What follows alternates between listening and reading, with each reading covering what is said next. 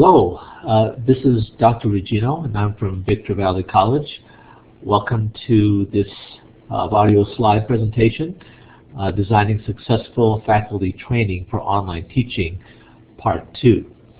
And what I wanted to do was kind of continue our discussion. If you were at the last OTC last year about this time, I did give the same, more or less, presentation, but I wanted to continue the discussion and also update some of the information as far as the new research and other items on this particular presentation.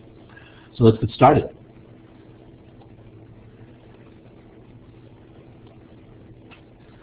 Okay, so these are our topics for discussion today.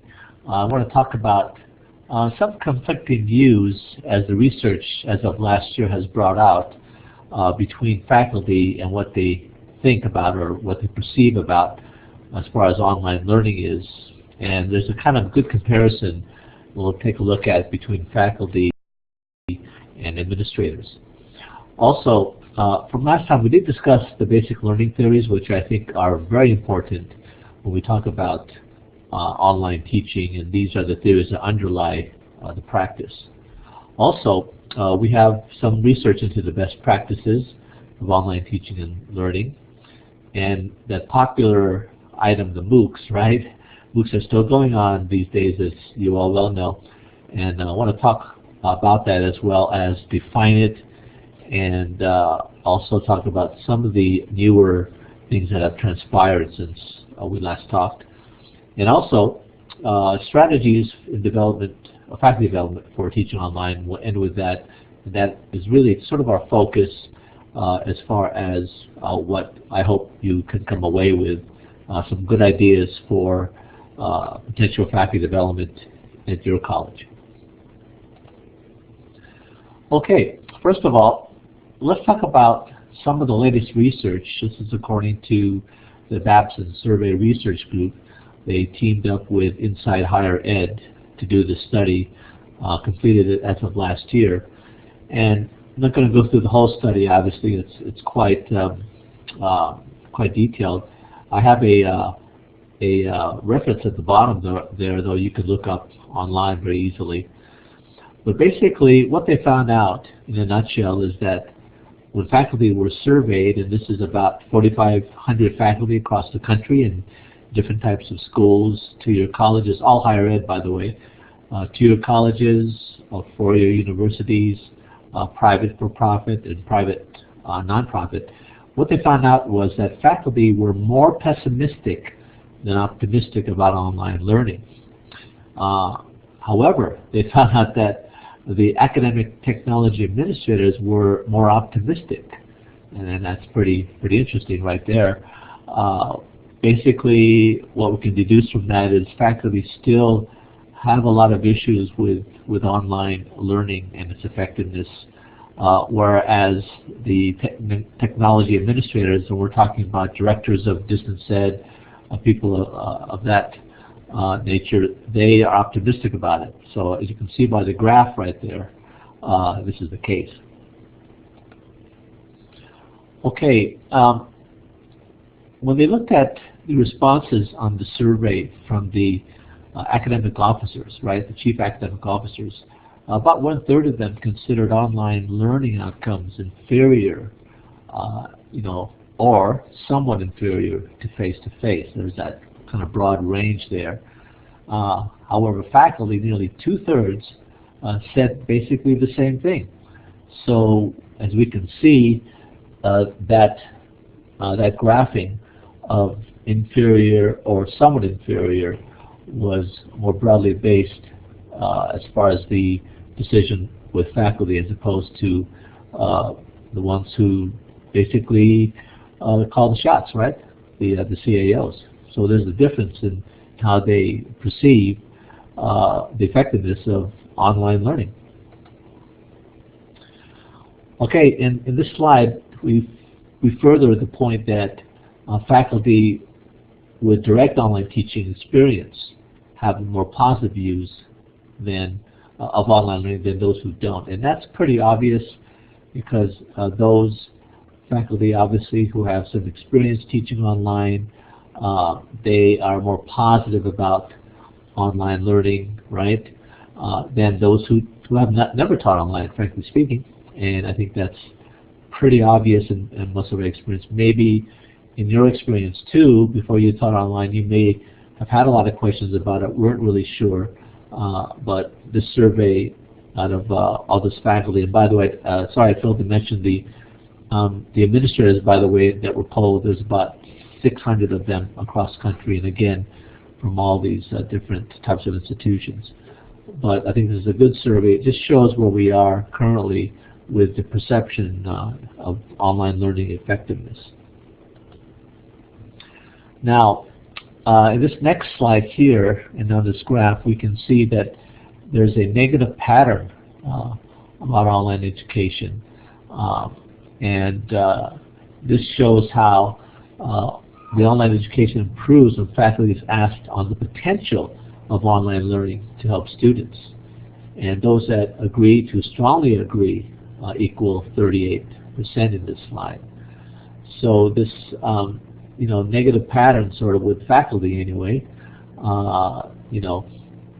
just shows that that there's still a lot of question about online learning, even amongst those in our ranks. Now, paradoxically, here, as we can see in this slide, nearly half of the faculty who consider online courses inferior to face-to-face would still recommend them. There's a question in the survey that asked faculty, well, would you still recommend, or how many of you would recommend online courses even though you're maybe not in favor of them as much? And by the survey, it was shown that nearly half of them would still recommend them. So I guess you can take from that even though they may have some question about the effectiveness of online learning, faculty would still promote online courses to students. They must see, obviously, that this is the way of the future, and maybe not all teachers are obviously good teachers in all online teachers in their minds, but obviously there are some good ones that they would recommend. So by this, we can see in conclusion that although administrators consider online courses critical to growth, in other words, growth of the institution in its capacity, they are considered, or concerned, I should say, about quality. And this is really where we are at today with online teaching and learning in higher ed. We know that there are ways to grow the college, grow the institution with more FTEs. We know about that. However, we're just not so happy, or we're kind of concerned about the quality of the courses, because obviously, as you all know, probably in your institutions, the completion rates are still rather low. Retention has improved, as many of you know, over the years, but the completion rates in online class are still pretty dismal. I know at our college they run about 60%. So, there's a real question there about the quality, not only of the course, but really too about the quality of how it's being taught as well.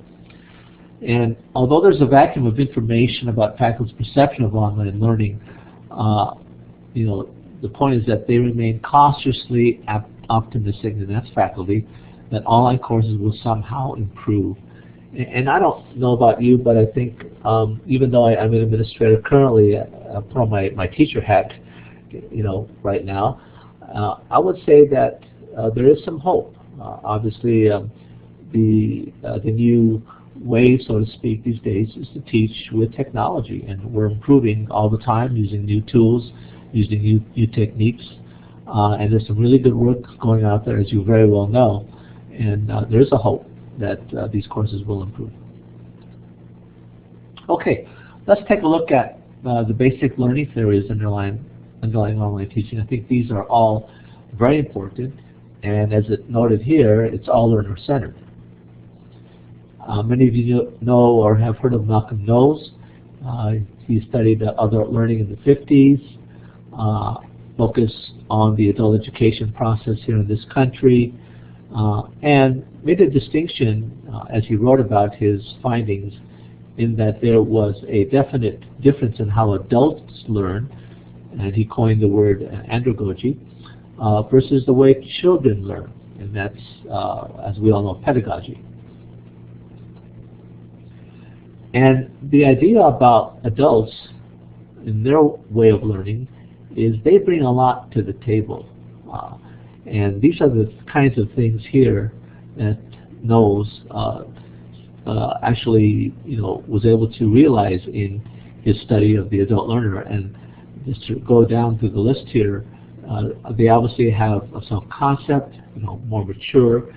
They bring experience to the table, and they use that experience as a resource for learning, as a basis for learning. They're ready to learn. They take an active approach to learning, right? They're oriented to learn. They apply immediately what is learned to the problem they may have. For example, if they were learning some accounting principle, maybe in an evening class, if they're doing accounting during the day, they can apply it the next day. Adults, as you know, are very well like that. They want to apply their learning as soon as possible. And adults have a lot of motivation and intense desire which motivates learning. So in much of my research and reading on online teaching and learning, they really take all these concepts of Knowles' assumptions of adult learning as the basis for teaching the online student.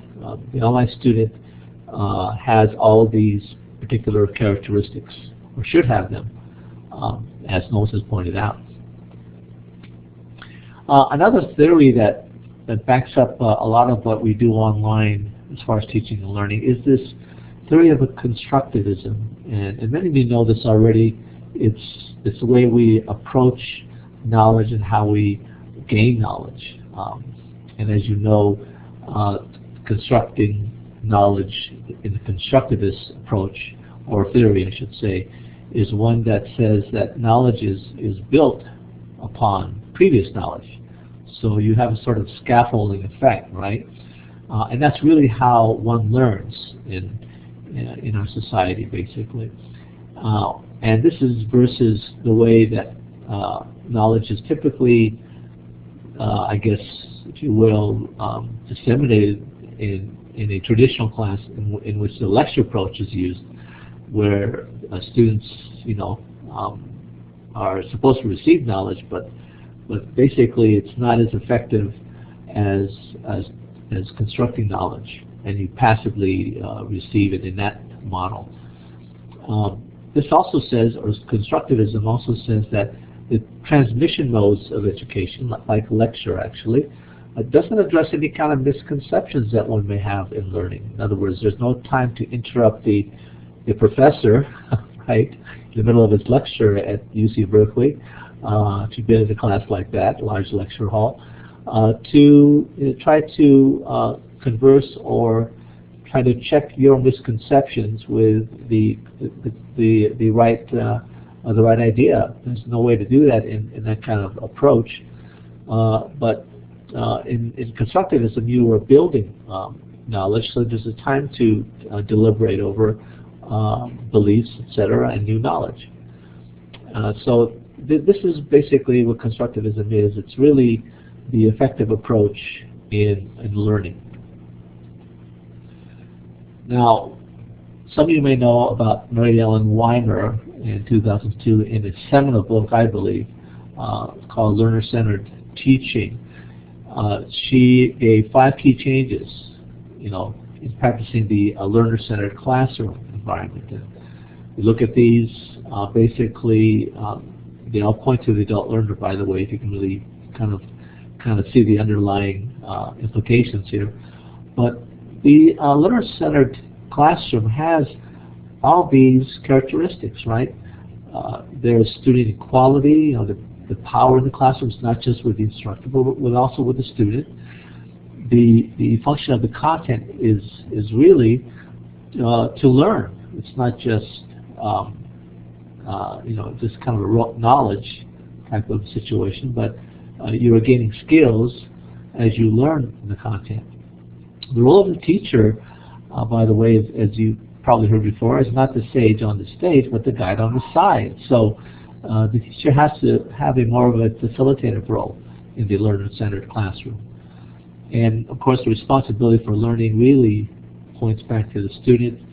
The student has to accept that responsibility, that it's their class.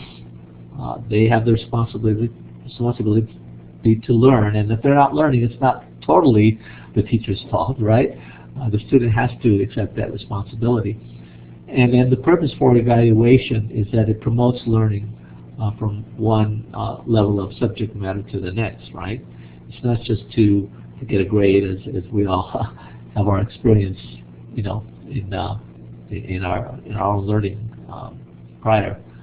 So anyway, this focus on learner-centered teaching is really critical if we're going to talk about what is the underlying theories behind online teaching and learning.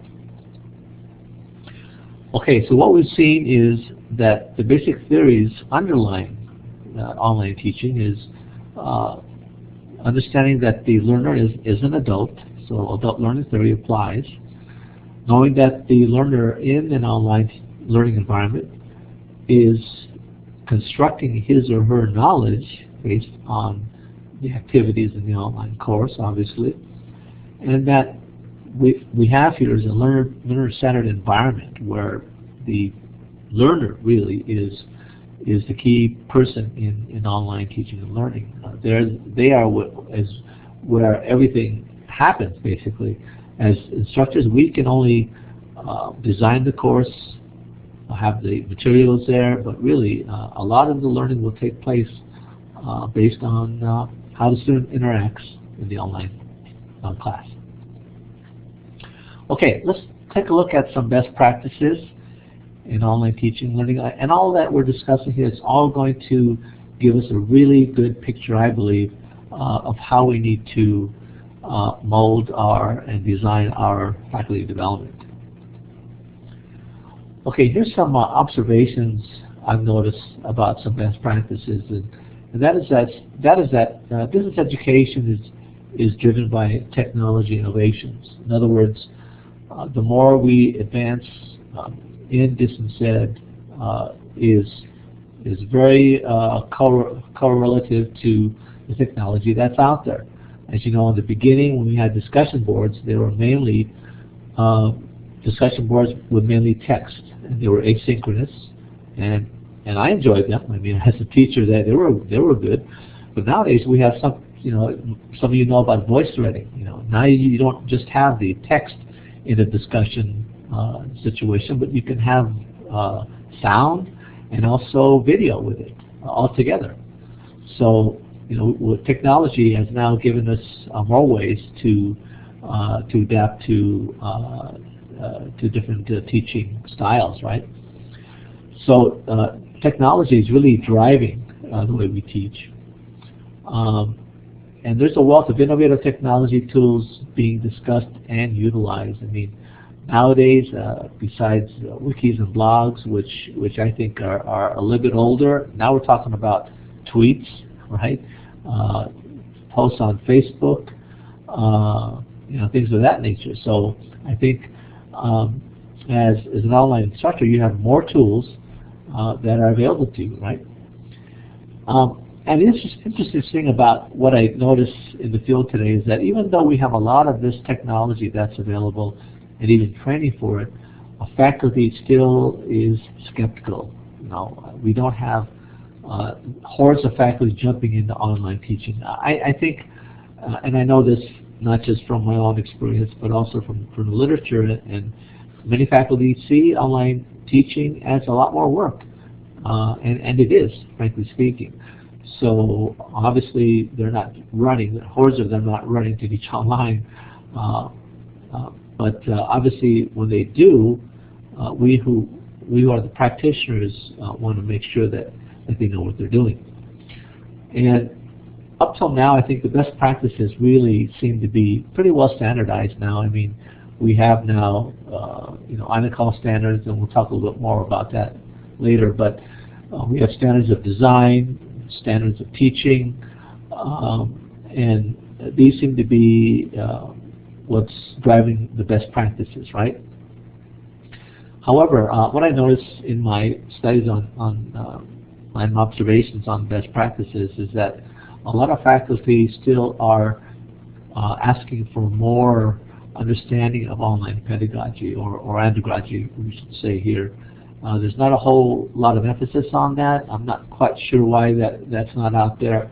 I know the emphasis is on learning the tools of technology, but in my view, the tools are just tools. You still need to know how and why you're using the tools.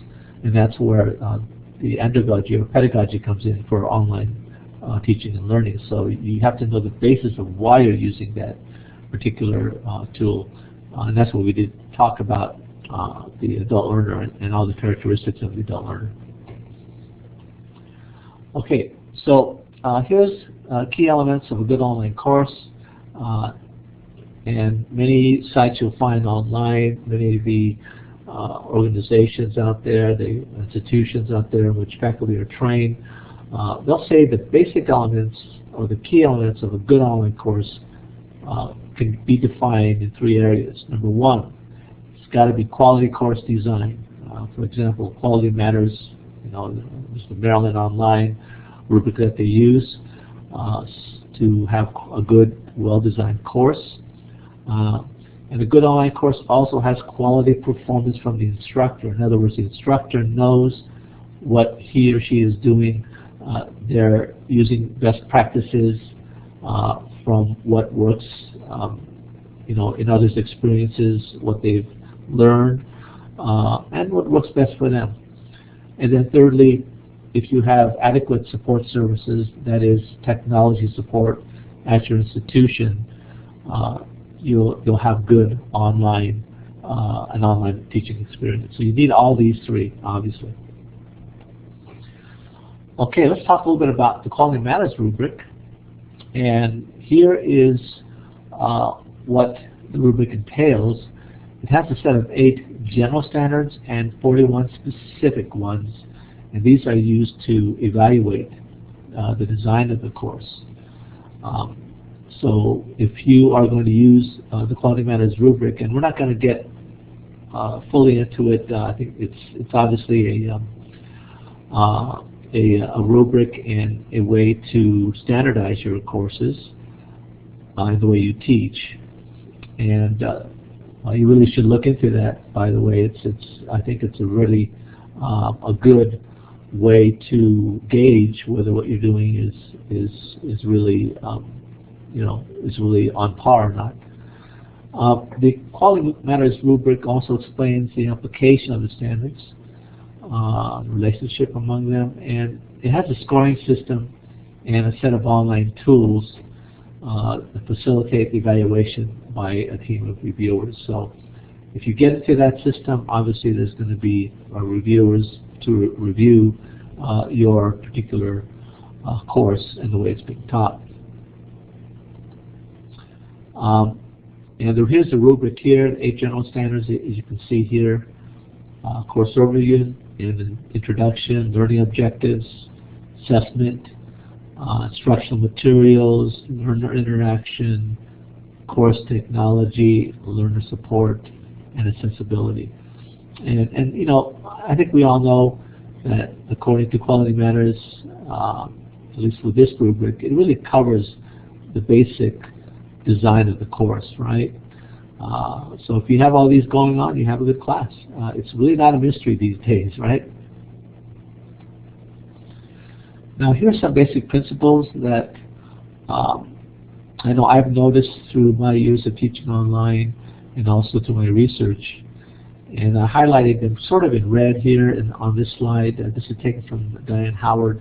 And I think good, effective facilitation of online courses for online learners has all these, and that is a good moderator, that's an instructor, right? You have a learning community, you promote a learning community among yourself and the students. Your distance education is interactive. You have a class that's very interactive between you and the student, between the students themselves, even the students with the material. You interact, right? The goal should include facilitating the higher level thinking skills, right? Analysis, synthesis, right? Bloom's taxonomy. And effective strategies include requiring posting of biographies. That's always a good thing to do. And by the way, I think anyway, students are interested in you as the instructor, what your background is, where you're coming from, and I know I do, or I did when I went to school, and I wanted to know about my online instructors and where they were from and what their background, even their hobbies, things like that. It's not bad, but to really create that type of personal relationship between you and your students in the online environment. Interactivity projects, collaboration, participation, these are all types of strategies that are good in online classes. And of course, the syllabus is very important, as you probably all know, in dealing with online teaching, and all your goals, your objectives, etc., right, as the list here says, need to all be spelled out. And even as on ground, as you know, your syllabus is your contract with your student, and even more so in the online environment. Your syllabus really needs to spell things out very explicitly as much as possible. Duplication, redundancy, as you've probably heard before, is not a no-no. In other words, it's okay. You can be redundant. You can have those policies in your syllabus, those procedures there, and if you have to reiterate them again through a posting, an announcement, that's quite all right. That's also a best practice as well. Okay, so in conclusion, as far as best practices are concerned, whatever is practiced and utilized should be based upon, obviously, the underlying online theory or learning theories of online teaching, and the key elements of courses, of good online courses we just went through, and especially quality instructor performance. So at this point, we have to ask ourselves, how do we maximize instructor performance, right? So here's where a good faculty development program comes in. And before we fully get into that, let's talk about MOOCs for a second. And I bring this topic up again in this presentation because MOOCs are here. Not quite sure if they're here to stay, but it sure looks like it. People are investing quite a bit of money and quite a bit of time into it, and it seems still to be on a fairly high trajectory, right? So let's talk about the MOOCs, because that obviously will, I think, maybe not now, but it will affect the way we and my audience, I believe, are the community college folks, most of you, it will affect the way we design our faculty development. So let's talk first of all about what MOOCs are. Some of you may know this, and this is kind of a review maybe, but they're the massive open online courses. They're taught by actually usually fairly well known or university type professors, and it's open to the public. You have third party private companies. We'll go through those in just a second here. These third party private companies are really the platform in which these MOOCs are developed and housed. They are usually focused on short video lectures. They have interactive quizzes for some feedback, and they're given, as actually I mentioned this a second ago, given by professors from high quality institutions typically, and that's what started the MOOC movement here. Actually, some professors from Stanford. Now, these are the folks involved. Okay, Coursera, you have Daphne Koller and Drew Ng are the founders for Stanford, and by the way, they've asked a former, I just read it just the other day, former president of Stanford to be the president of the Coursera company. So they're obviously open to that. Udacity is another MOOC company from Stanford, same school as Daphne and Andrew, but they're computer science folks, Daphne and Andrew, and Sebastian and son Peter Norvig are in another department, though related, more into the engineering, I believe. Then you have edX at Harvard and MIT, and you have Anant Agrawal and Alan Garber, Michael Smith.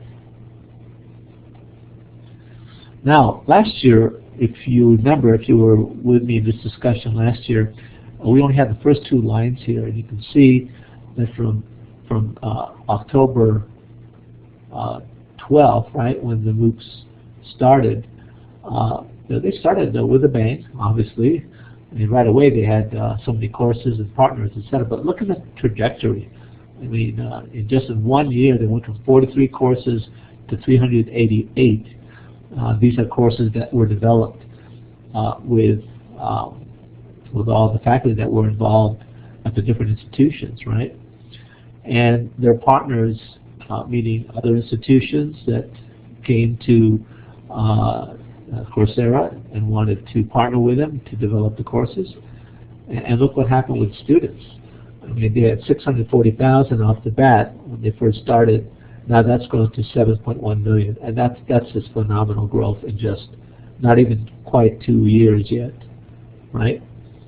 And the countries have been pretty consistent.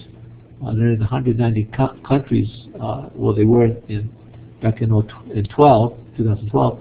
Now they're in 196. So that's not as much growth, but right off the bat they were going everywhere. So okay, so here's an interesting piece of information that I looked up. That looks like it's kind of a concern at this point with MOOCs, and that is a survey again from the Babson Group. They found out that there's less support for MOOCs as a sustainable method of course offerings. Okay, and 46% in 2012 thought that, right? And now it's gone down a number of percentage points to 39%. And these are folks who neither agree or disagree that MOOCs are sustainable methods. So that percentage has gone down. So that kind of gray area of people who are really not, I don't know if it's being comfortable or not sure that we're going to be able to sustain the MOOCs for the long term, right? So it's a kind of a, you got to think about it, right? The percentage has gone down, and that's, I think, percentage-wise, that is something to think about. Why that's happening. Here's what we've learned so far from MOOCs. These are quotes actually from people who have dealt with MOOCs these last couple of years. It's personalized curriculum. One size does not fit all.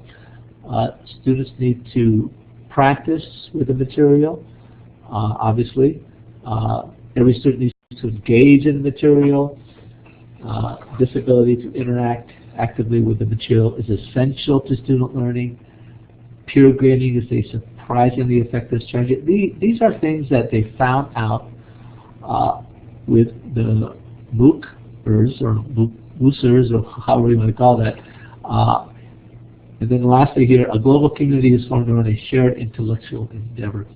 And I just have to admit to you that a lot of these things that they're finding out at the, I guess, university level dealing with MOOCs, we at the community college level kind of understood that in our history of teaching online. But this is great that is happening at the university level, because we know that their offerings have not been as robust. Only in the last few years have the universities and foreign institutions really have gone into the online teaching and learning arena. Here's other things that I've noticed, and I want to highlight. There's a couple of these that are highlighted, and we'll kind of talk about them in a second. First of all, peer grading and even self-grading are correlative to instructor grading. In other words, this came from a study done by Sadler and Good, as you can see the reference at the bottom of the slide, in 2006. And what they found out was that in a MOOC format, if you let the peers kind of grade each other in that type of interaction, the grading that they would give their peers, in other words, other students in the class, is really pretty close or pretty synonymous with what the instructor would grade. So that's really interesting. That has a lot of implication on the way students interact in the class, right? We can trust, in other words, how they interact, and even, you know that they're learning from each other, know that they are good judges on who is learning what. So that's a really interesting, realization. Then the second point here, in a large community of learners, students are able to interact with each other on a deeper level. And we know that from teaching online for many of us in the community college, obviously, for years, that there is a deeper level of learning in an online classroom. Students form themselves into study groups, okay, and this is what's happening with the MOOCs. There's so many thousands of people in these large courses, and eventually they do form groups, and they do meet with each other. They meet at a local restaurant, coffee shop. They get together and form study groups. We have to remember that MOOCs are still classes, right? People may not finish them or do all the tests, etc., but there are some serious folks out there who actually do complete the course, and they do it with many times with help in these small groups. Now, this next point here, I think is interesting. Data is being collected to form data-driven rather than hypothetical theories on human learning. So because in these MOOCs, because they're getting definite types of information in the way that people are navigating through them, in the way they're answering questions on quizzes and tests, etc., what the universities are doing here is they're collecting all this information and they're putting it together in a format that reveals how students are learning through the MOOC. So I think that is really interesting because now it's data-driven. Their knowledge is data-driven rather than just, maybe if you could say, anecdotal as far as how a person is learning in the class or how he or she is becoming successful. And I think this lends itself to really a lot of thinking on our parts as educators. In these large thousands, hundreds of thousands even, in some courses, we can get some pretty good data, right, on how all these students are learning in the course. It's a large sample pool that we're getting. So I think that this is really, groundbreaking in the sense that we can really begin to use this kind of data to improve teaching. So in a way, you should think about that. And obviously the lecture format needs to change into active learning in the classroom. We all understand that as online teachers. Okay, here are critiques by both faculty and administration about MOOCs.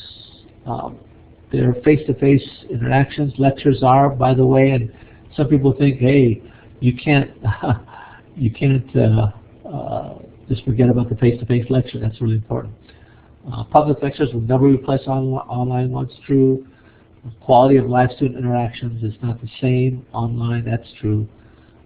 Teaching, humanities is inherently against, and they're skeptical of online teaching. Humanities is more of a very interactive type of subject anyway. I guess if you want to talk about Shakespeare, it's probably nice to have the teacher in front of you. That's how I took Shakespeare, by the way. But I guess the folks in humanities feel that that's the case. Certain seminar classes best taught discussion-based. True.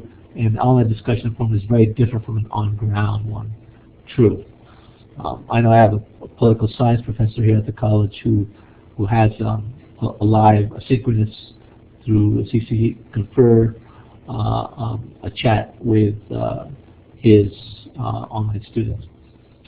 Feedback from students is not as insightful, right, from the students to one another as a highly skilled professor, and that's pretty obvious. So, you know, in a MOOC where there's hundreds, maybe hundreds of thousands of students, it's hard for a professor to give feedback to one particular student. We all know that. Writing instructors' line of feedback is not possible in a large MOOC. That's probably true, right? Especially in the English class, if you have over 100,000 students in the same English class, I don't think the instructor can grade every single paper there, obviously not. Construct knowledge, not just consume it. This is another critique. And undergraduate experience is irreplaceable by technology. What they're talking about there obviously is the university experience on ground rather than taking your university fully online. You miss that, you know, that college experience with your peers. Okay, here are some other observations here. There are good characteristics or some characteristics of good online courses that we see with MOOCs. We see it's mostly driven by technology, obviously. It started by technological advancement by having courses open to the world, basically. And the private for nonprofits are getting involved, by the way, and they have their say about where the MOOCs are going. As far as their effectiveness, the jury's still out, I think.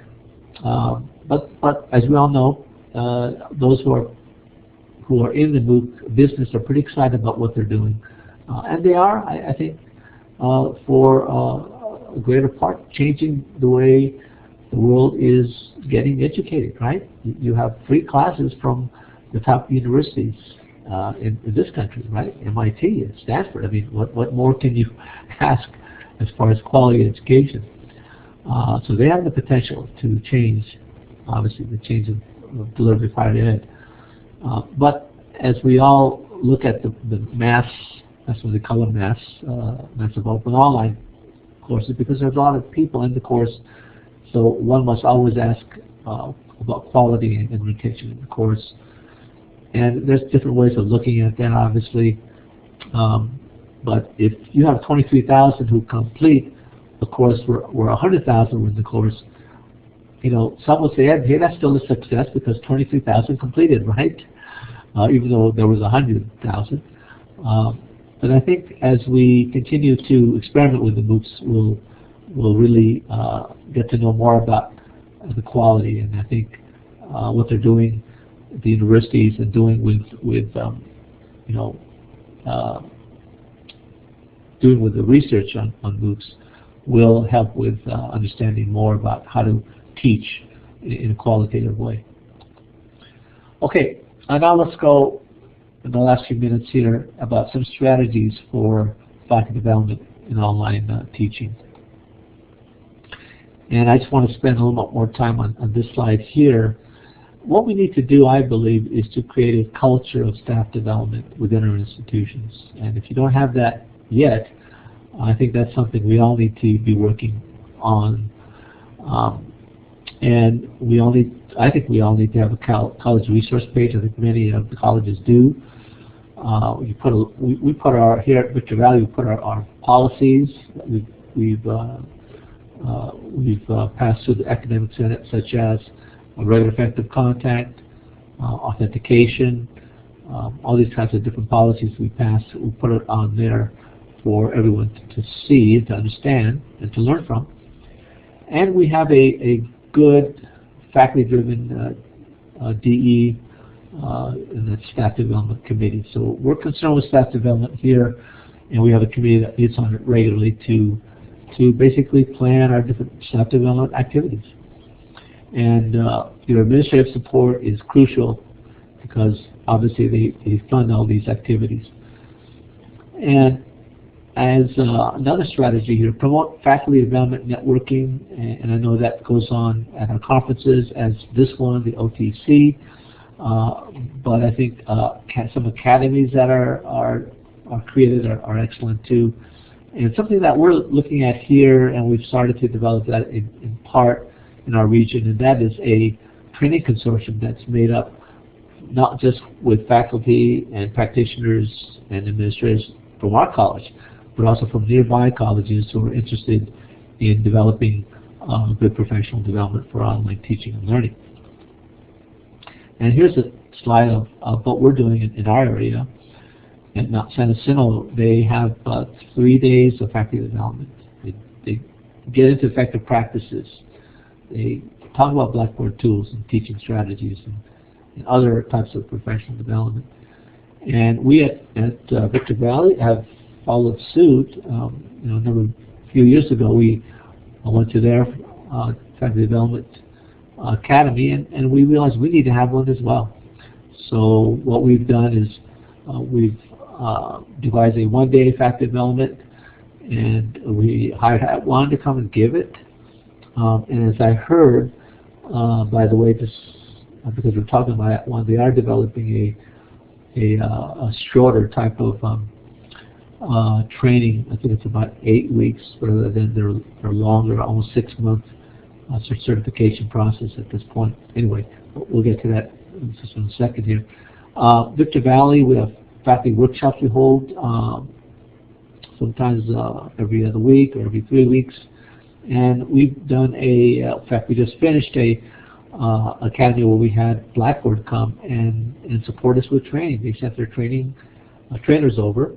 And I think if you talk with the Blackboard folks, if you use Blackboard at your institution, they'd be very interested in coming and supporting your faculty training.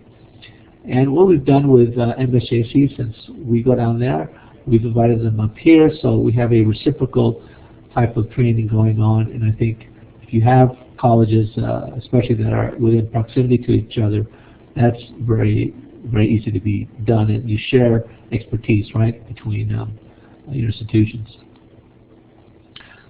You do conferences. That's another development strategy, faculty development strategy, and obviously the one that we're at here as you hear this this taped broadcast, right, is going on probably as you hear this or read it, hear and read. And you have also a lot of online courses you can take online. Many of you know this already, but here's just some examples here. Learn folks, AI, the academic impressions are all sending me a lot of webcasts. And some of these are free, by the way. You can attend. Really, really interesting, and the PBS teacher line, and Edudemic is another one. So, and that's a free one too. So there's a lot of stuff you can get on the internet as far as free faculty development that's out there just for your personal use. Now I want to go through real quick 3 faculty development strategies here as far as certifications. There's COAT, Certificate for Online Agile Teaching, and that's Maryland Online. As you know, it's Quality Matters. And here are their competencies that you will go through if you take their certificate. If you go to Sloan C Online, okay, which there, as you know, Sloan does a lot of the research for online teaching and learning in this country. They're the ones I mentioned in the survey from the Babson Group at the beginning of our discussion. Their certificate is for a 9-week foundation course, 3 electives. You can take it without the electives. It's a little cheaper, but they'll give you the 3 electives in their system that will cost you $18.49. You've got to have a couple of prerequisites, right? Either a class you've already taught or you've already taken, and you have to develop an online course and use that as one that you will revise. And you will take 3 additional electives, and the objectives for that certificate is to become highly effective in the principles and practices of asynchronous instruction. Is to integrate Sloan C's theoretical foundations to online teaching and learning. And as innovator of online instruction, you're supposed to create high-quality work and work products assessed by their program facilitators and peers. Okay, and here's their Sloan C Online Teaching Certificate in more detail. This is what you learned in the 9 weeks, all listed here. Okay, and here's At 1. So the last one I have is an example. and I'm going to say this to those of you who are listening to this broadcast. You may be involved in the California OEI, Online Education Initiative, and as we all kind of hear rumblings of how they're going to roll that out, one of the things they want to do is provide a certification. I think some of you have heard, with standards involved, and the standards are what they call INACOL standards from K through 12 that has been established nationwide in this country. They've been adopted by OUT1, and they've used those INACOL standards in their certification process this last few years, and they want to roll out their 5 courses and practicum here into a small, as I mentioned earlier, a smaller 8-week type course, especially with OEI coming. So I think we all need to look at that if we're not already certified. And if we don't know about the standards, we need to look into that. I think they really give us a good way to qualify and improve, in many cases, our online courses. So I think this is a good way to do it, and it will be rolling out soon. So at the end of what have we understood here in our discussion, although it's only me discussing, right, and you kind of receiving my talk here, but there's a teaching paradigm shift, obviously. We can't consider ourselves good online teachers if we haven't had training, right? And training should be based on proven theories that the practitioners and those who have gone before us in the online teaching world and have researched all adhere to. And the theories that we mentioned earlier about adult learning and etc. Colleges should focus on staff development for online teaching. This is something we need to be focused on. I think a lot of colleges have not really developed a good staff development yet. And then faculty who need to teach online need to professionalize their training. In other words, as I mentioned at the end there, we need to have certification processes, and we'll mention a couple of examples there. So these are some strategies here. The way you obviously do them at your own institution will vary from one another, but I think from our discussion today, you'll see there's a really good basis for doing so. And we'll end here, and please, if you have any questions on my discussion here, please email me, and I'm going to put my email into the system here. You may see it here coming up. It's on the bottom of the screen, should be there, and that's my email at bbc.edu. If you have any questions there, please feel free to contact me, and we can discuss further. I know there's a lot of still unanswered questions, and we're still developing our field in online teaching and learning. So thank you for listening, and I hope to see you on ground and at the OTC.